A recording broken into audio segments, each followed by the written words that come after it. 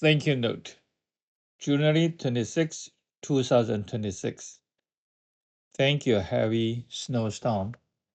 At 7:30 this morning, we were informed that all appointments were cancelled due to weather conditions. On one hand, I felt a little disappointed about losing sales opportunity. On the other hand, I also feel grateful because yesterday's heavy snow swallowing, my body finally had a chance to rest. We often say that everything happens for a reason, that everything unfolds according to the Tao. Yet, in real life, we were always trying to arrange everything ourselves.